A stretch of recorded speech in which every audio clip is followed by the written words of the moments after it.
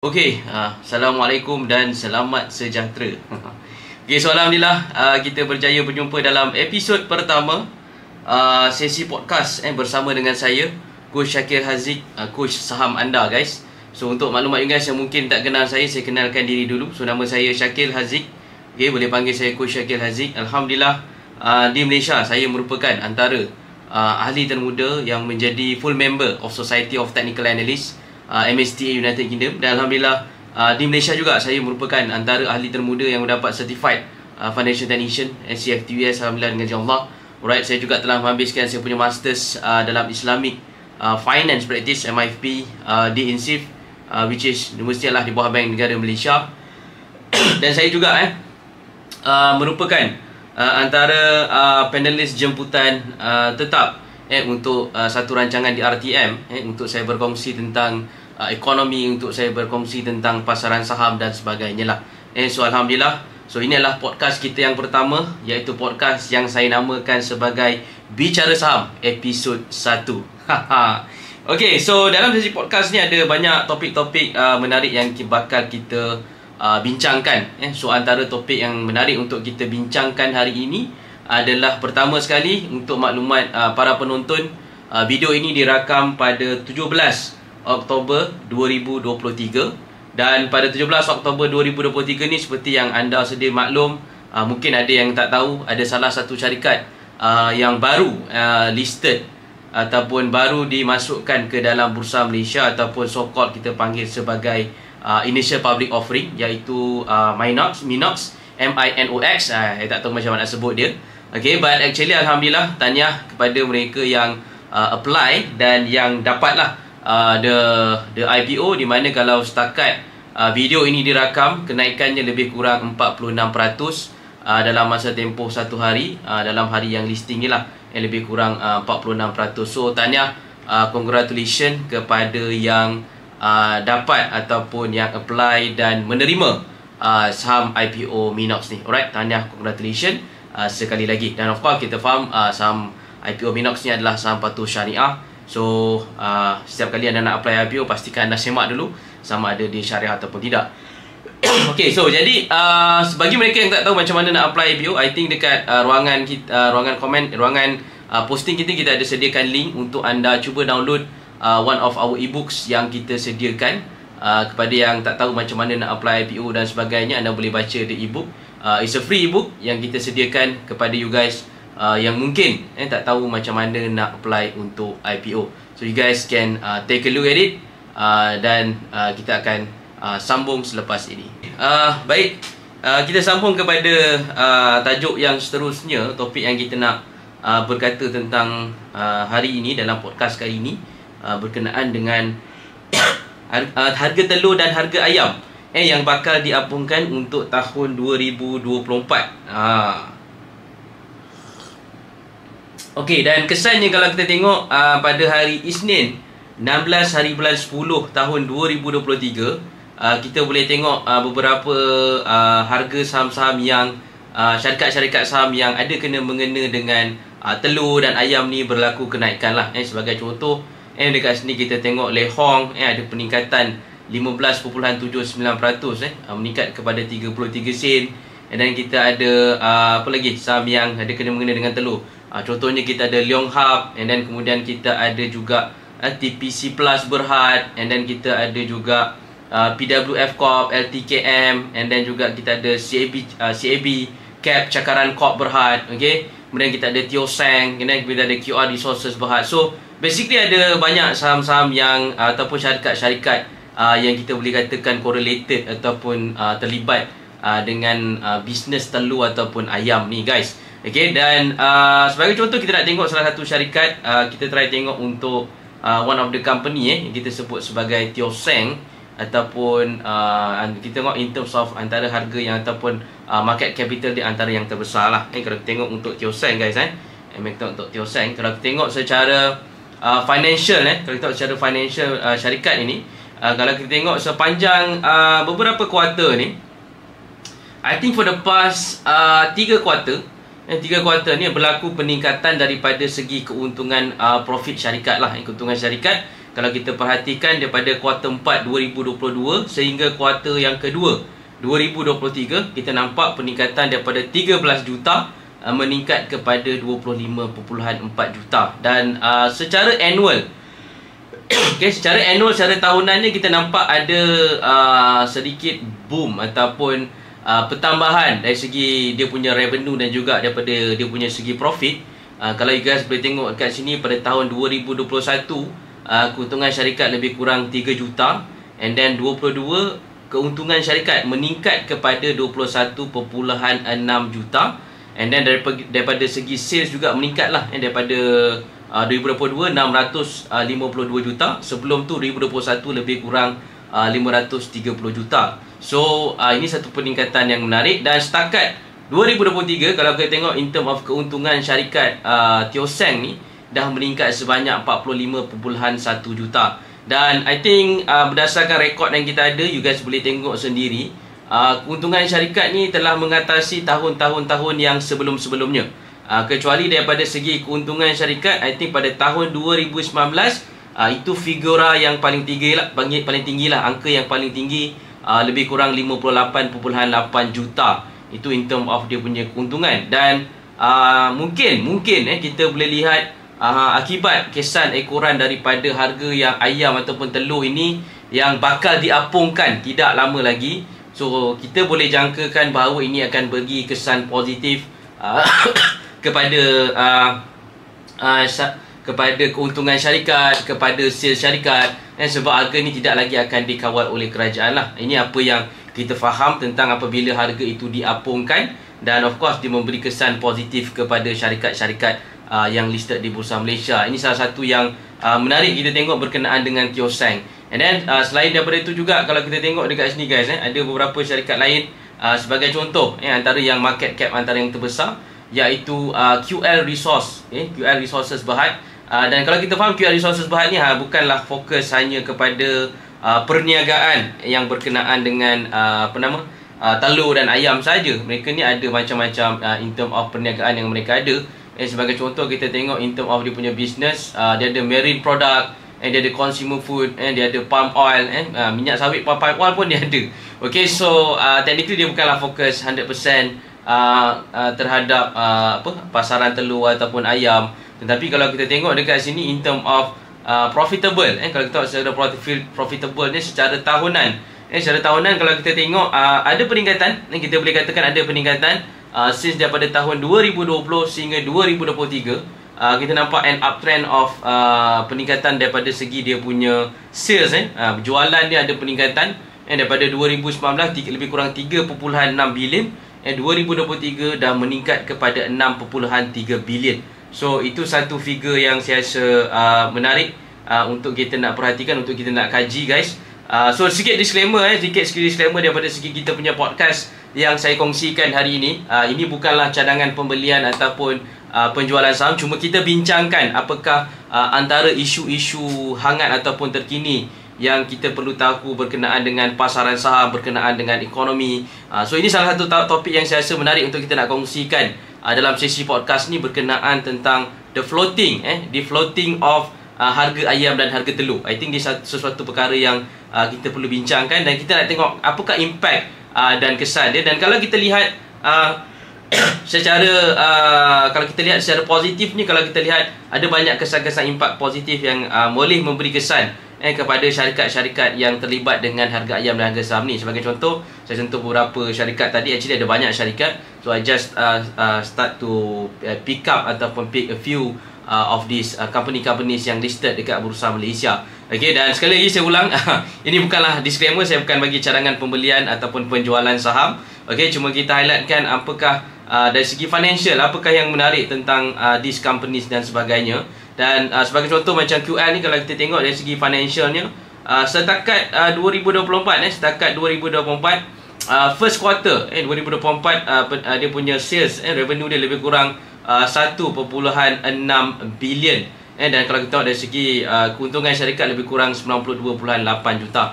Dan kalau daripada segi harga, kita tengok sekejap daripada segi harga apa yang berlaku sepanjang 6 bulan. 6 bulan pertama ni, kalau kita tengok sepanjang 1 tahun, minta maaf, kita panjang 1 tahun ni, So harga tertinggi hampir mencecah kepada RM6. Dan sekarang ni kalau kita tengok harga semasa ketika podcast ini dirakamkan adalah pada harga RM5.52. Lebih kurang harga RM5.52. Dan kalau kita tengok dalam tempoh setahun, harga tertinggi untuk QL ni pernah meningkat kepada harga hampir meningkat kepada harga RM6 sepanjang tahun 2023 ini. Okey, dan kalau kita bincangkan dari segi kesan, kalau harga ni diapungkan, pertama kita faham, okey, kita bercakap atas fakta dasar ekonomi. Kalau kita lihat kenapa harga ini diapungkan, pertama kalau kita tengok sekarang ni daripada segi supply ayam dan telur ini dikatakan telah mencukupi di dalam pasaran. Itu yang pertama. Jadi sekiranya berlaku sebarang kenaikan, sebagai contoh harga ayam naik ke ataupun harga telur naik, so kerajaan boleh ambil tindakan dengan membawa ayam ataupun telur ni daripada negara lain dan dibawa masuk ke dalam Malaysia supaya harga tu boleh stabil semula lah.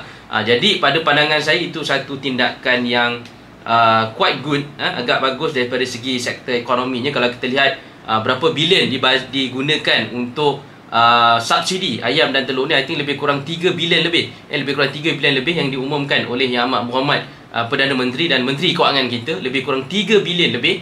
Dan kita faham 3 bilion ni bukan hanya subsidi untuk rakyat Malaysia, tetapi juga digunakan oleh bukan rakyat Malaysia yang bekerja dan menetap di Malaysia. So saya rasa ini satu perkara ataupun tindakan yang bagus daripada segi kalau kita nak menjimatkan pembelanjaan negara, pembelanjaan kerajaan, pembelanjaan negara. So that's something good dan juga akan memberi impak yang positif kepada syarikat-syarikat yang correlated ataupun ada kena-mengena dengan perniagaan ayam dan telur ni, yang kita kena lihat dari segi perspektif yang positifnya. So itu satu benda yang menarik lah, yang kita boleh komen tentang ayam dan telur ni harga diapungkan dan sebagainya. Jadi pada pandangan saya, kalau kita lihat secara teknikal ni, kita sebagai investor, sebagai pelabur dalam pasaran saham Bursa Malaysia, kita kena lihat apakah peluang dan potensi yang kita boleh tengok, yang kita boleh cari ataupun kita boleh cuba tengok. Alright, so ini lebih pasal topik pertama. Kita bercakap tentang telur, ayam harganya diapungkan. Jadi konklusi yang kita boleh buat, ada impak yang positif dan of course ada impak yang negatif juga, tidak dinafikan.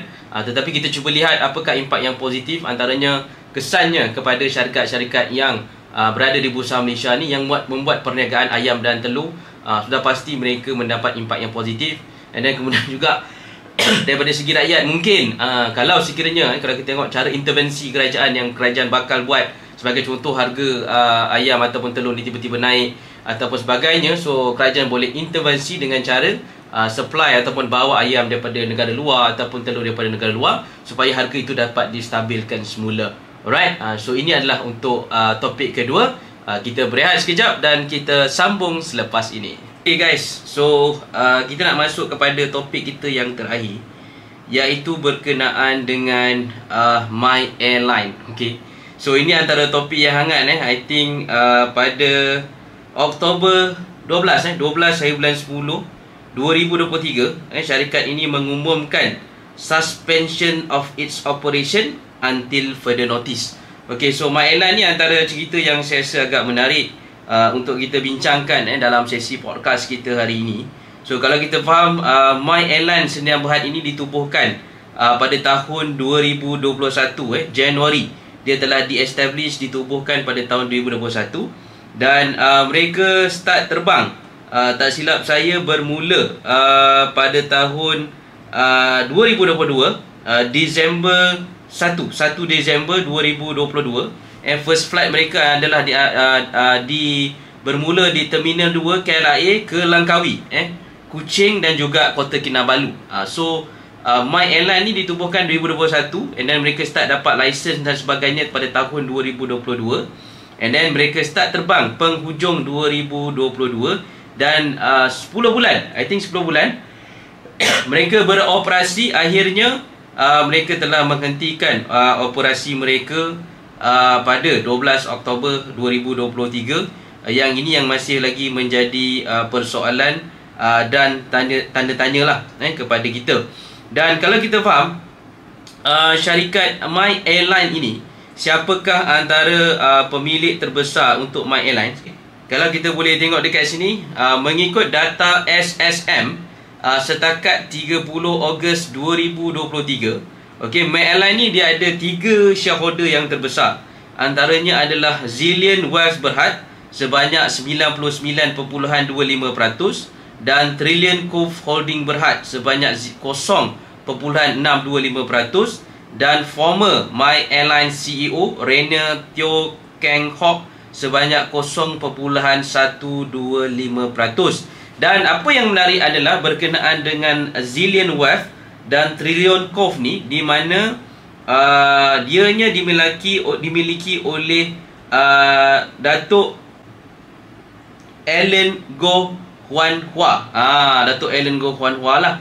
Dan apa yang lagi menarik adalah Datuk Allen Goh Huan Hua ni dia terlibat dengan satu syarikat iSurf Online Mall Sdn Bhd, di mana iSurf Online Mall ni sebenarnya adalah salah satu daripada 7 syarikat yang telah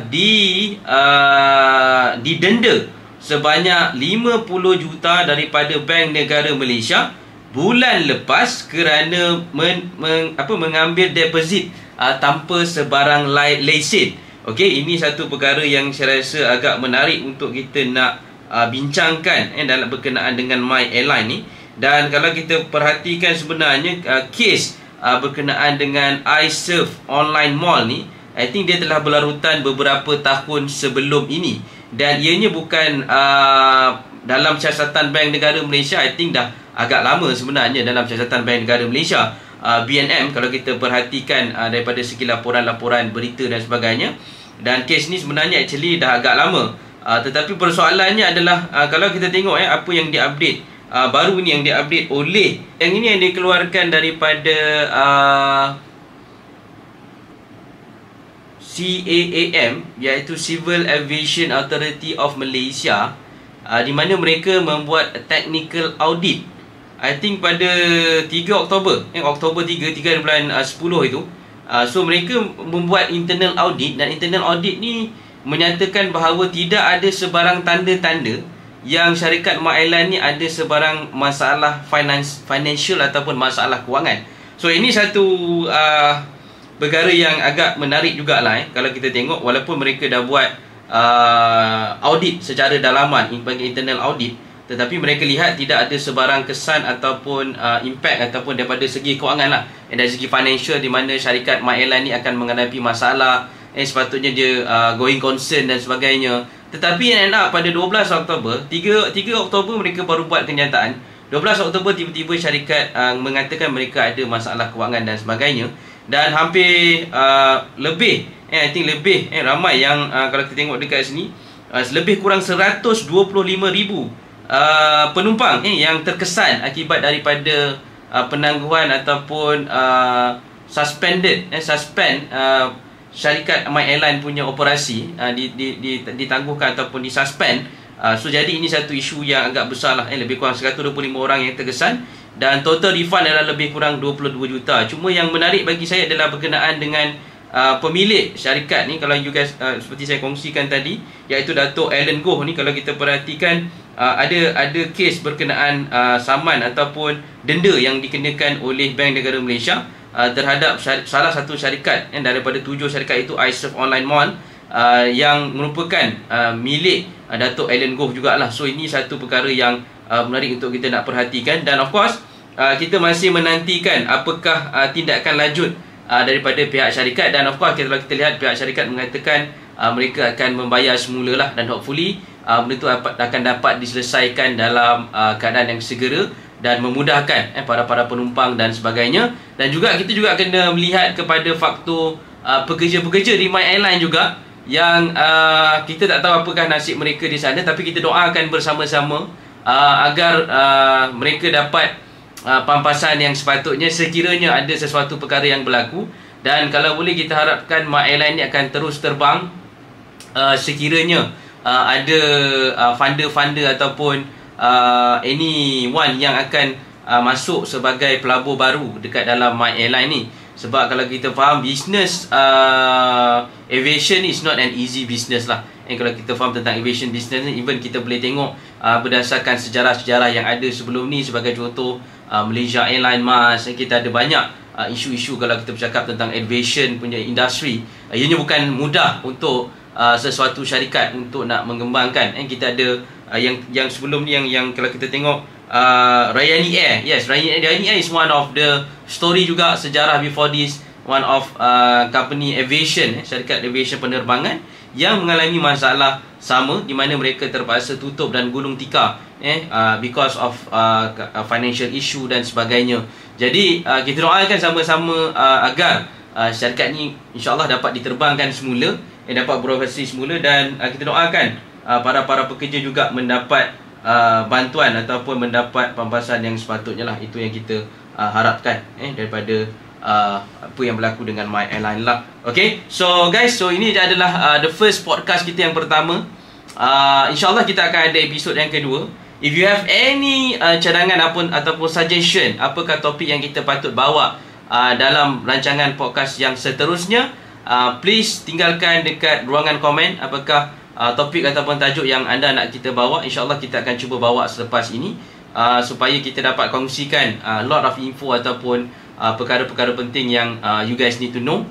So insyaAllah kita jumpa dalam next podcast. Do comment dan do subscribe our channel, sebab insyaAllah kita akan banyakkan lagi di podcast. So kita rancang buat masa sekarang podcast ni adalah seminggu sekali. So at least 1 week you get some information about what's happening in the market, dan juga what's happening in terms of economy dan sebagainya, insyaAllah. So hopefully kita jumpa dalam sesi podcast yang akan datang guys. Assalamualaikum. Kurangan kecaman, banyakkan senyuman. Assalamualaikum.